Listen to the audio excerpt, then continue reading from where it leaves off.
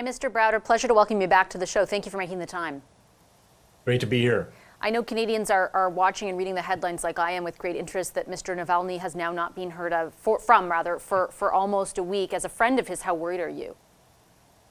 Well, this is pretty scary stuff. Now, we have to remember that Putin tried to kill him with Novichok a few years ago. He barely survived. He was airlifted to Berlin. He spent a month in a coma.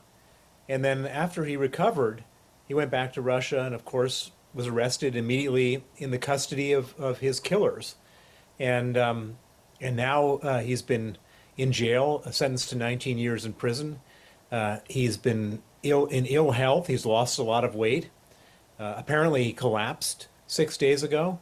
And then he's been hasn't been heard of since. And so it's either a very nasty, sadistic situation in which they're sort of taking him out of circulation to scare the world, and that's the best case. And the worst case is that they could have killed him. And I'm praying and hoping that he emerges from this mysterious disappearance. I know you are in contact with members of his family as well as his legal team. We've spoken on prior occasions when you've been with them. Has there been any communication from the quote-unquote system itself? I noted lots of reporters were reaching out and they were getting no responses.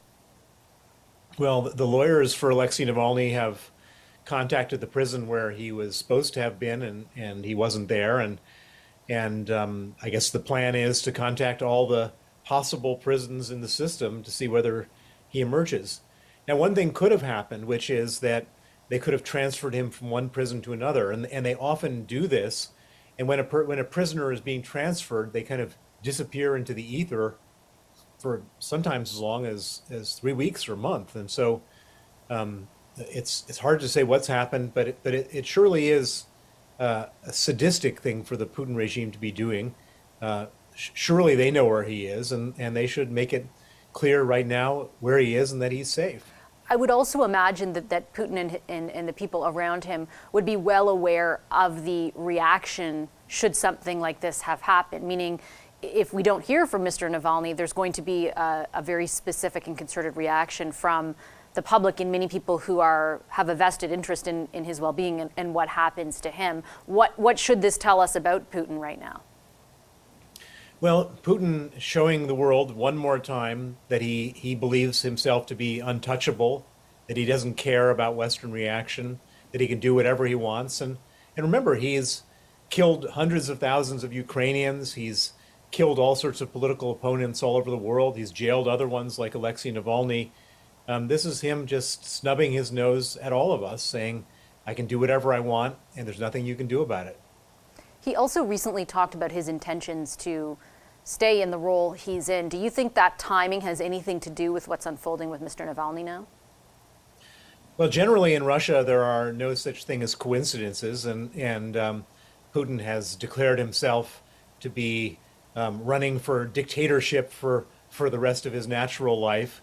And in doing so, the last thing he needs is anyone to spoil the party for him. And Alexei Navalny is someone who's genuinely popular among the Russian people, and it'd be better for Putin to have Alexei disappear, literally and figuratively.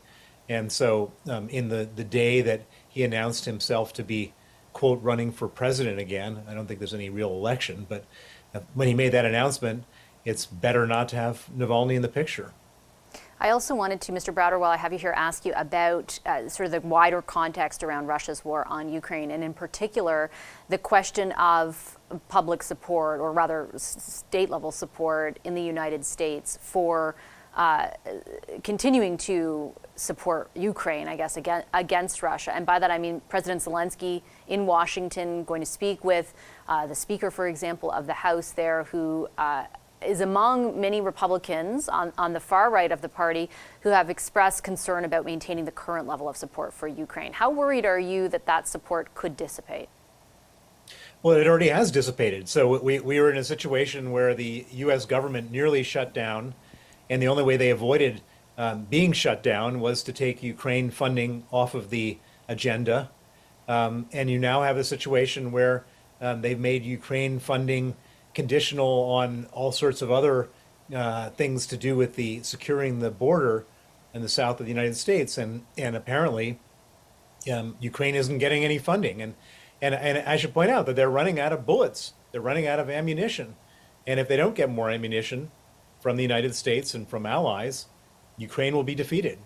And if Ukraine is defeated, Putin's not stopping there. He will then make a move on Estonia, Latvia, or Lithuania, that are all NATO countries. And if he makes a move on NATO countries, then all of NATO's allies, or all of the NATO allies, the United States, Canada, UK, various other countries, have a treaty obligation to defend those countries, which means they go to war with Russia. And so anybody who's thinking about not providing military aid for Ukraine, this could potentially be an explosive disaster that's going to happen. And so I pray and I hope that the people who are blocking the Ukraine funding in Washington come to their senses. How do you think Putin is interpreting that domestic political environment? Well, Putin is just licking his lips and smiling and thinking, he has the capacity to incur much more pain and not change his course than we do in the West. I mean, he's lost more than 330,000 soldiers, 5,000 tanks, God knows what else. I mean, the amount of economic damage to Russia is incalculable. But from Putin's perspective, he can stomach that pain, whereas we get a little bit of pain and all of a sudden we're immediately folding. And our folding will be catastrophic if it happens. Mr. Browder, I'll leave it on that note. Thank you very much for your time this evening. Thank you.